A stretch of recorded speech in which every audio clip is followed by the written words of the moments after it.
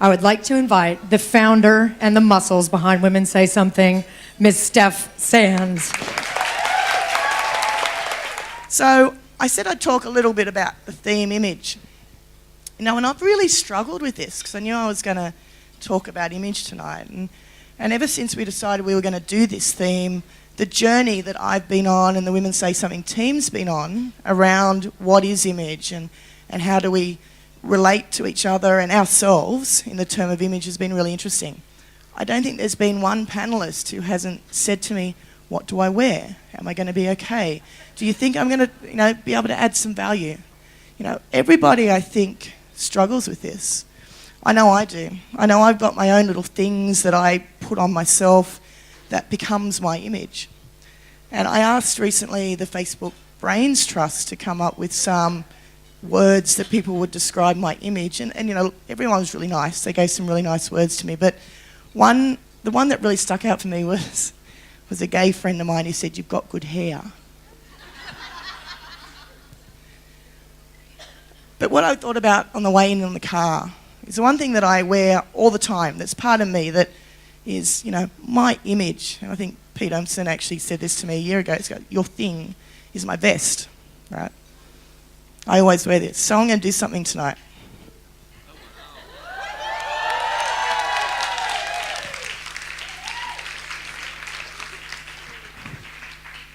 Kind of feel a bit naked. And I did joke I might come up in my birthday suit. And actually what I did think I might do is strip right down tonight. And I thought about doing it to provide a really good visual impact of what it would be like to strip down all your layers. All the image you put on, all the faces you put on, those things that you go to work with your friends with, to your social events with. For the past 10 years, I've been a face of an organisation which has been layer upon layer upon layer of me. So tonight, I'm going to strip off a bit of my image. I'm going to make a commitment to myself to not be really worried about whether you guys judge me for it and other images that I strip off. I'm going to try to be true to me from now on. And it's my birthday too, so it's a...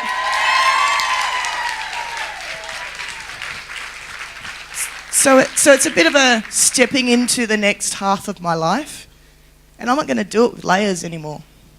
I'm not going to throw on images because I think people want me to be a certain way or act a certain way or look a certain way in this community.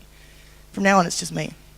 And I really hope everybody else can start stripping off images, stripping off layers, stop pretending to be people they're not, because we're just us, right? And we're women saying something. So have a great night tonight. And I'll see you all February 15th at Paddington Town Hall. Thank you very much, birthday girl, Steph Sands. This is a respectful area. We respect each other's space and our thoughts and our comments. Okay, so if everybody gets that into their brains, we're all happy days. Okay. Women Say Something. Inside out. Image, inside out. We all have an image. We have images we love, images we covet, images that manipulate, that anger, and sometimes disappoint. From birth, image is thrust upon us. If you're a girl, you're so pretty. If you're a boy, oh, he's so handsome. A few weeks ago, I was speaking to a woman in my training squad in the pool, and I was complaining that I was feeling old. And she expressed to me how at the age of 50, she became invisible. In the last month, I thought a lot about my own timeline, about my self-image. At 5 years old, my mother, who's very kind of Audrey Hepburn-esque, she's got very quiet, pearls and lovely, she'd introduce me, "Hi, this is my daughter, Catherine." And I'd stick my hand out and say, "You can call me John, Cowboy John." And I thought it was really self-evident because I had like bootcut jeans and this little cowboy shirt, and I wore it for 2 years, endlessly. My mother kind of just wilted and just kept moving, to the side. Fast forward to my teenage years, and I became a cheerleader. I know, this is something not many people know about me. I had the Farrah Fawcett hair. It took me an hour to do it with a curling iron, and I went out with the captain of the basketball team. Yeah, so that was my image then. A few years after that, I fell in love with a girl from Australia. Yeah, I did. That was good too, yeah. I jumped on an airplane. I changed my name from Katie to Kate. I jumped off the plane in Sydney. I got short back and sides, some Doc Martens, and I was a little baby dyke.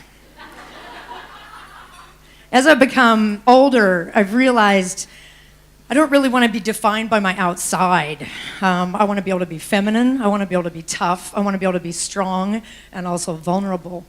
And what's more important to me now is what's inside. That my image is not so much defined by what I look like, but by what I feel and who I am. So in that vein, please may I introduce our first panel. That's where you applaud.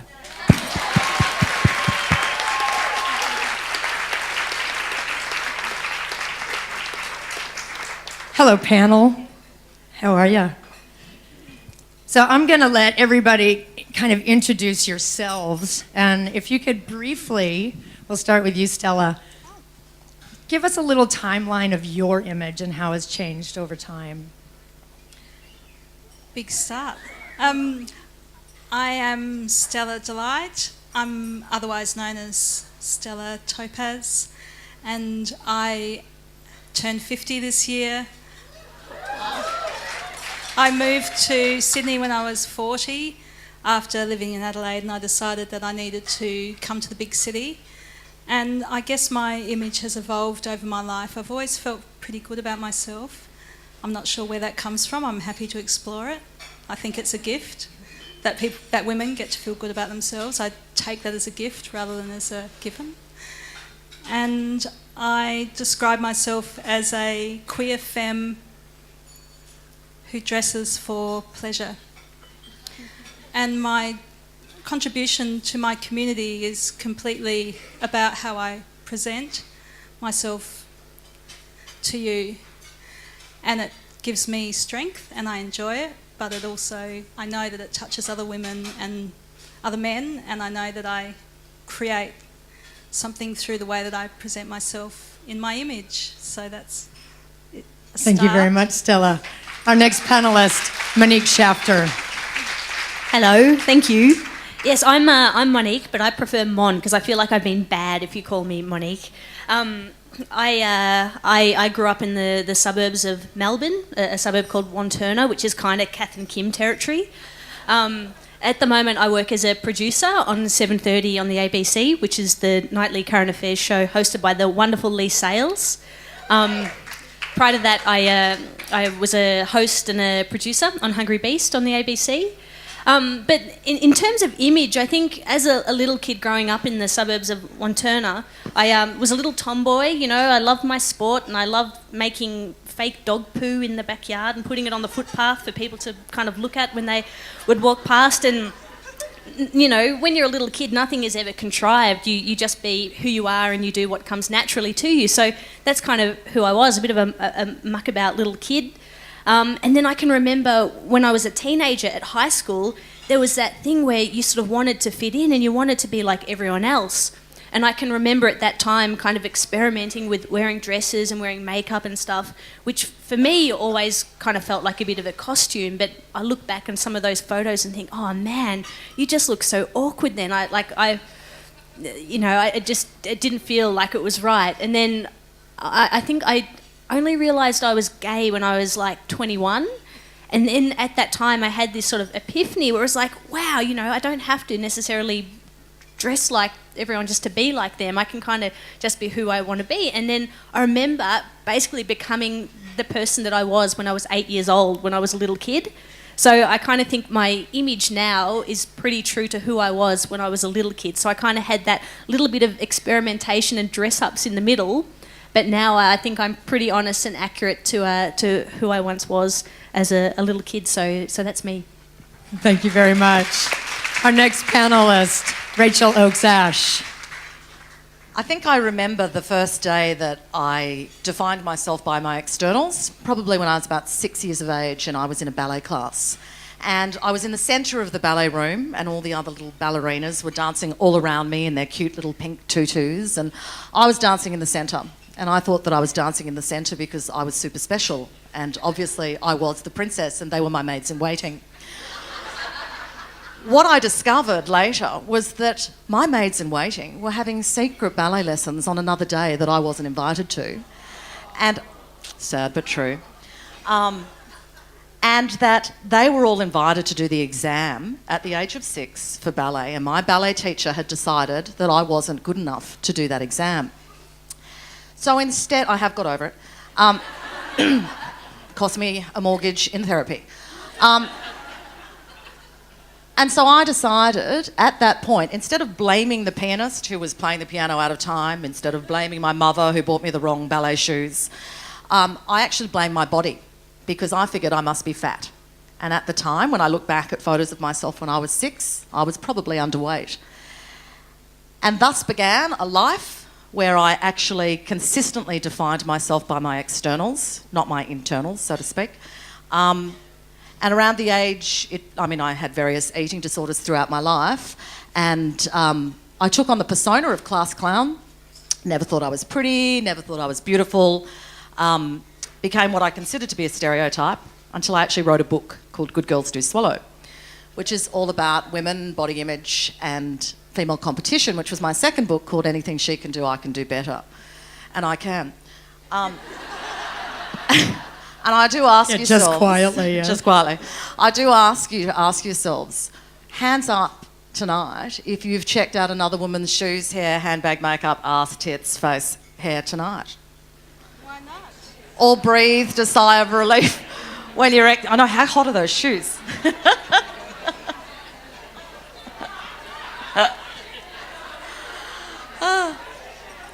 Okay, back to me. So Yeah. back to me. Guys, Rachel's Back to me. talking, Back to me. seriously. So when you asked me the question to think about how have you changed, how has your image changed from when you were younger to now, I think that my core values have changed. I don't know if my image has changed. I think the way that I value things in life has changed. I still see myself on bad days I'm very, very critical of myself. I'm very, very judgmental of myself, and I'm very, very judgmental of others. And I think that has a lot to do with female-female competition, but we can explore that. Can't we, Tara? Naturally, naturally. Tara Moss.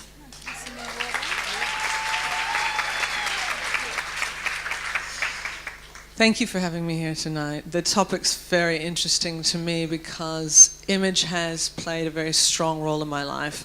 It's been a bit of a double-edged sword, but I guess it's a journey and experience I am very grateful for because I was born and raised on Vancouver Island in Canada. I don't know how many of you have been there, but it's a long way from Sydney. And it's a place where a lot of the people I grew up with, they actually haven't left that island. It's a small town, and when I was a teenager, I basically got tapped on the shoulder and told that I should be a model. Now, that sounds like a fabulous thing, and it really was in the sense that it allowed me to see the world. So here I was, this gruesome little tomboy, being born and raised in Vancouver Island. I used to write Stephen King-style novelettes for my classmates. I was in Navy League. I was the one campaigning for the boys' uniforms because the girls had these ridiculous skirts, and it's Canada.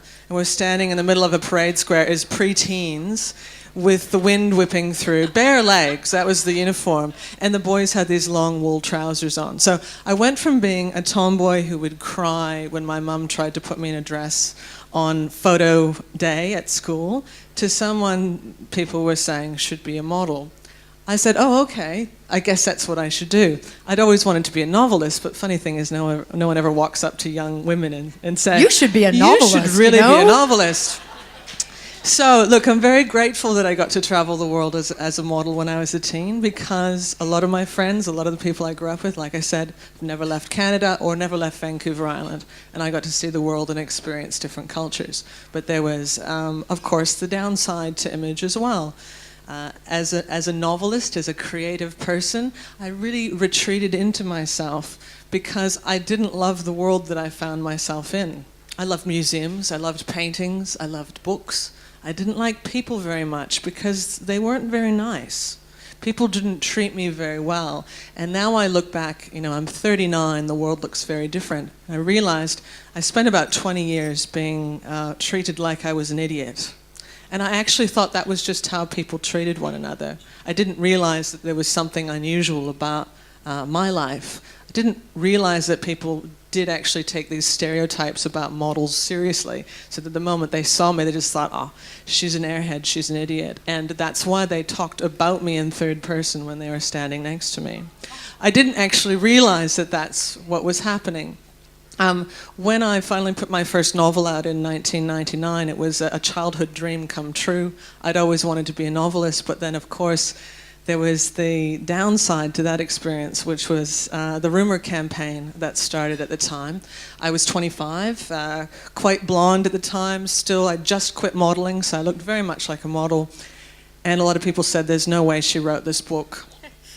And so I dealt with kind of 3 years of a rumor campaign, which I feel is that double-edged sword. It's really grateful for the modeling background, but this was the challenge for me when I entered publishing, and that came to a head in 2002 when I was dared by the Australian newspaper to take a polygraph test to prove that I write my own work. Thankfully, I passed, as I knew that I would, and I have now a 35-page document telling me I'm an author. So I am the only scientifically proven author in the world. Thank you very much. So there's your panel, ladies and gentlemen. Now, Rachel, I was really intrigued with your quote on the Women Say Something page on Facebook. It said, no one ever died saying, gee, I wish I lied more, but every day is Judgment Day in a world obsessed with image. Do you think that Facebook has changed completely the way we view each other and image for everybody? I don't know if it's changed the way we view ourselves. I think we already did it. I think it's just given us a public platform in which to play out that act of, well, I call it boast book, because no one puts up a bad photo of themselves, do they? And I have my settings set up that if you tag me, I have to approve it first before that photo goes up. And so do I. Does anybody else have that? Absolutely. Yeah. Absolutely. Yeah. But I worry about the younger girls and who are on Facebook consistently. And I mean, I actually got my partner to change my password on Facebook recently, and decided I was going to go off Facebook for 3 weeks and do a Facebook detox. I begged him on, day 7, please give me my password, please give me my password, because I was using it as a procrastinator tool. But what I actually realised over those 7 days was I actually started to like myself more. Because somebody like me, I'd go on Facebook and I'd look at this news feed that was coming in, and I'd see these people who had better houses than I did, or better shoes than I did, or a better body than I did, or a better life than I did, or even had a better job than I did. And I actually call that the compare and despair stare, which is quite prevalent in places like Mossman, where, apologies if you come from Mossman, but really... you know those women that you meet, and in a second they've looked you up and down, and in that up and down stare they've already calculated where you stand next to them and whether they're above you or below you. But either way, that person is going to end up feeling bad about themselves because they've judged you on an image. And so they've made a judgment on you based on that image, and then they've decided whether they're above you, and that's going to backfire on them, because later they'll feel bad, because we've been taught since we were little kids to be best friends forever, always like each other, play nicely with each other's Barbie dolls, which is why there's so many headless and mutilated Barbie dolls in toy boxes around the globe. Or we're going to feel less than them, so we're going to feel worse anyway. And I think that Facebook is the modern day version of the scales in your bathroom. When you turn it on in the morning, you're asking someone else to tell you whether you are actually worthy or not. And that someone else is actually yourself anyway that you're asking. Yeah. Yeah. So in your book, Good Girls Do Swallow, you talk about some of your struggles with the scale. What happened? What happened with your struggles with the scale? What age did that start? And when I was 6. 6, yeah, when I was 6, absolutely. For me, I think it's for everybody, it's something different. For me, it was food, and I used to always think how fantastic that my issue is food, not drugs, not alcohol, not, gambling.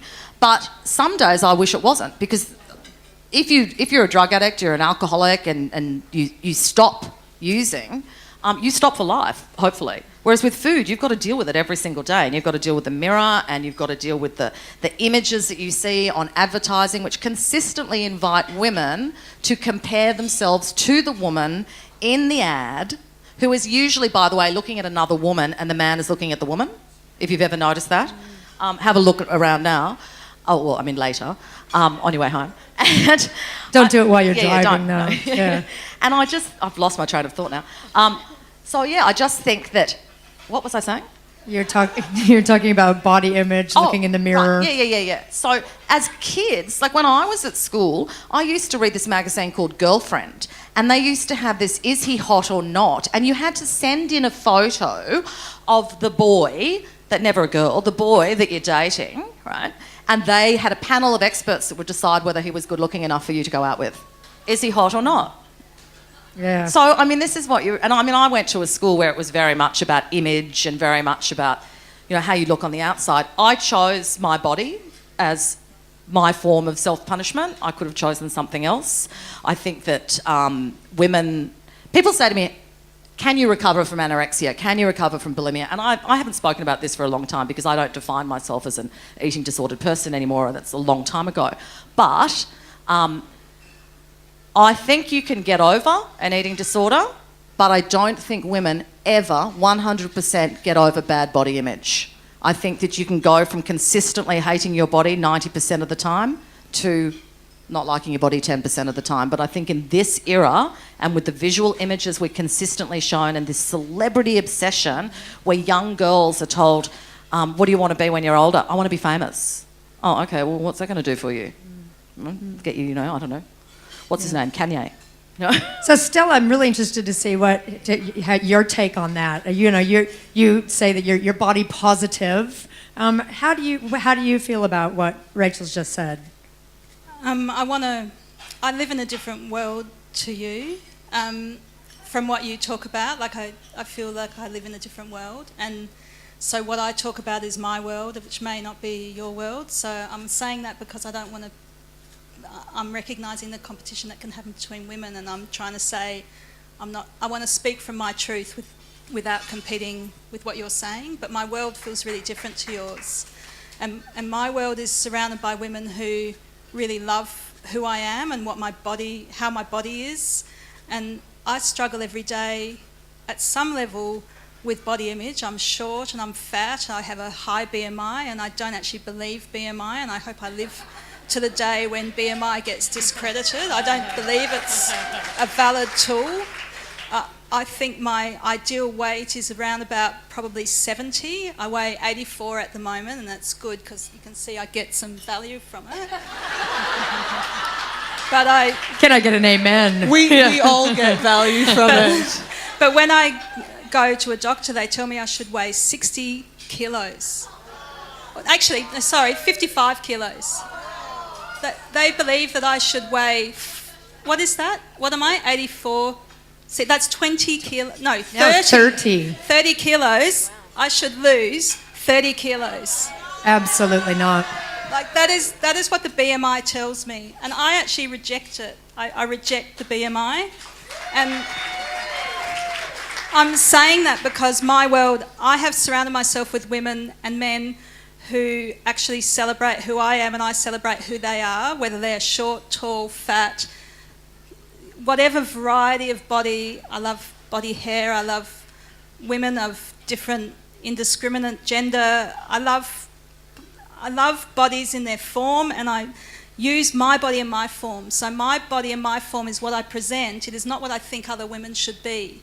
But my understanding of the world is that you need to find your comfort place, and you need to surround yourself with people who appreciate who you are, and you need to discard those images which actually aren't relevant. They're not important. It doesn't matter to me what other images come to me from popular culture. I can enjoy popular culture. I can enjoy Madonna and Lady Gaga. I can enjoy boy bands. I can enjoy bears. I can enjoy a whole range of different communities and groups, but I'm not them, but I can enjoy them. But I don't actually seek enjoyment for who I am other than who I am. And what I feel is important to do is to own that power in yourself if you can, because you actually then offer it to someone else. And it sounds a bit wanky, but that's what I believe, is you try to harness your own power. There's parts of my body I don't like, but I will not tell you what they are because I don't want you to look at them. I want you to look at the parts I like. I give you what I like. So Stella, where does that attitude stem from? Does it stem from your family? Is it something that you've always had?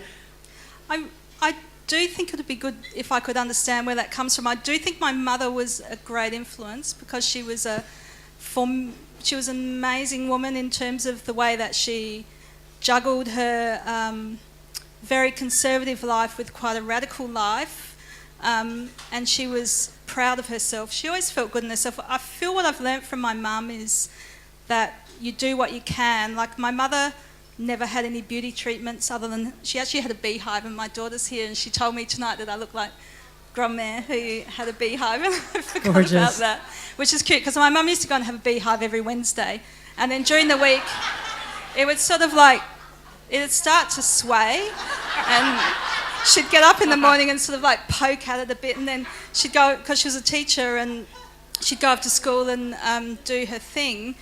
But she liked the beehive, but she didn't it didn't rule her life. She just like poked it back into place. And she had the same eyeshadow for 30 years at the same little Revlon thing that she just like put on every time. Like she had no sort of reverence for it. She just did it, but at the same time there was this sense of enjoyment. I think my most power came from, I loved sex as a heterosexual woman, and I loved sex as a lesbian, and as a trans lover, and I feel like my ability to love sex in my body has been a really good part of my body understanding, is enjoying my own sexual power, enjoying sex. And fucking is a really good, powerful way to understand your own body, because what you do through your body and what someone else gets from that, if you're open to it, is powerful. And I just feel like I've been able to enjoy that. I'm a pleasure seeker. A pleasure seeker. Thank you very much. Now, Tara, you worked in the model world. You kind of like touched on it. Can I say something just Please really please quickly? do. I love what you're saying, because I think one of the main issues we have at the moment is we've got somehow trapped in body image instead of body experience and body enjoyment. And I like to focus my life on enjoying my body, bushwalking, hiking, sex, food, whatever I'm doing. I care a lot more about how I feel within myself than what other people feel looking at me. And I think we could probably all do a lot more to celebrate our bodies, experiencing our lives through our bodies rather than having the experience of our lives through other people's perception of our bodies. Sorry to interrupt. No. Thank you very much. Going back, so when you were working as a model, you said you were always people would speak to you about you in the third person. All the time, yeah. It was a weird thing, because you'd stand there in whatever outfit you were being paid to model, and people would be talking about you like, she doesn't look very good there. We should fix that. Just standing there, you're like, I can move that strap for you if you want me to, or I'm right here. And I actually got so used to it that I didn't notice it. I became, pretty blind to how I was being treated, and I can look back on that now with a lot more clarity. And so you're a mom. Yeah. And what do you think are the most important things that you're teaching, your child? One? I have one child. She's 20 months. Yeah. I don't know if I'm yet at the stage where I feel like I want to impart particular things to her. I just want her to see that she's got two parents that love her and love the world and are interested in the world and engaged with the world. I think people learn from example and experience, and I want her to go out and experience the world, and I want her to see that both her father and her mother are really interested in doing different things all the time. I kind of like that she sees Mum doing different stuff all the time. We're always on planes, or I'm on a stage, or I'm sitting behind the computer writing. Whatever it is that we're doing, it's different all the time. And yeah, so I guess I haven't got to the stage yet thinking, I really want her to know this or that. I just want her to be open to the world. And if she got the tap on the shoulder one day in the supermarket and they said, you should be a model, what would your reaction be then? Horror. Look, I was a very stubborn young woman, and when I got the tap on the shoulder, I was 14 and 6 feet tall already, and my dad said that I was so skinny I could turn sideways and stick my tongue out, and I looked like a zipper. I was seriously androgynous. I actually looked like early David Bowie, Because I've got a kind of long face with sort of square jaw, and back then I hadn't really filled out, so I was really androgynous looking, and that's what they were looking for. And they got the shock of their lives when, 18 months later, everything arrived. It was like, hang on, this is not the couture model we were looking for. So, yeah, if that happened to her and she's as stubborn as I was, she's just going to do what she wants to do, and I will support her in that. But maybe I'll be in a good position to be able to impart to her some of my own experiences so she knows the pitfalls. But hey, she's going to do what she's going to do, and I'll support her. Good. You're actually jumping back into the modeling world. You're going to be the brand ambassador for Jackie E, correct? Yeah, that was a really odd thing for me because I got asked to do that about 6 months ago. I got this phone call out of the blue. I quit modeling when I was 25. My first novel, Fetish, came out. So I had quit for 13 years. And the funny thing was that for that 13 years, I got called a model all the time. So in every book review, it was model Tara Moss writes about modeling. And it was like, you haven't read the book, have you? It was always, model Tara Moss writes and, creatives take on the modeling world with crime. It's like, no, it wasn't at all, yeah. Yeah, so I've been called a model the whole time, and it was a surprise to some people when I told them, well, actually, I did quit for 13 years, and I'm now a brand ambassador for a company that I like. I like the people, they're a good Australian company, and I enjoy the clothes that I'm wearing tonight as well. And for me, it felt like a strange thing to step back in front of the camera, but I was no longer afraid of taking that tag on and saying, yes, I also model. I'm a novelist, I'm a blogger, I'm a journalist, but I also model, and you can do those things together. And I think when I quit at 25, it was in part because I wanted to pursue my publishing career, but I also wanted to leave the other career behind because I knew it was sort of problematic in the sense that a lot of people had difficulty melding those things. And I think it's probably a good thing that, nearly 40, I'm 39 now, that at nearly 40 I can say, I also model. And that's okay. So have you had the discussion, obviously having your photograph taken, we enter the concept of photoshopping. Have you drawn a line saying I have a limit, or have there been discussions about Photoshop? I actually had that conversation.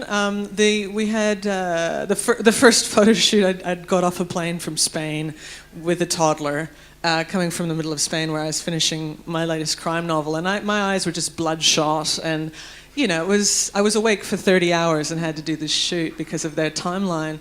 So I was kind of thinking, Photoshop might be a really good thing. And I didn't say anything, but I was like, the eyes, can you paint them back on later, please? And it's funny because it was all new people I was working with, and the photos came out, and some of them I didn't like because I had been taken down quite a bit through the body. And I didn't even have to say something because Jackie E actually changed advertising agencies, the creatives on that. I never saw them again. And the new people who came on board just haven't done any photoshopping that I can visibly see. And we talked about it quite openly. It's like you don't, as a company, hire someone who's middle-aged to model for a brand if you want to just Photoshop them into looking like a teenager. So they don't do that. They make me look like me. Sometimes it's a version of me that's a little more conservative than I might dress. Sometimes it's very me, but it always is me physically. And also they've been very happy to kind of promote that I'm a human being who has a life outside of this one-dimensional image. And I like that. And I kind of like, in a sense, it's a small thing, but it's kind of nice to be a woman who's over 20, who's visibly seen in advertising, because I don't think we see quite as much of a mix as I would prefer in terms of ages, shapes, sizes, and things like that. So it's a very, very small thing. It's not the reason I do the job, but it's kind of nice in a way for me to say I'm 40 and I'm modeling, and they've got that in the women's magazines that you're talking about. They've got that on billboards and stuff. It's weird for me because it's my image out there, but on the other hand, I do think it's kind of a positive thing in a very small way.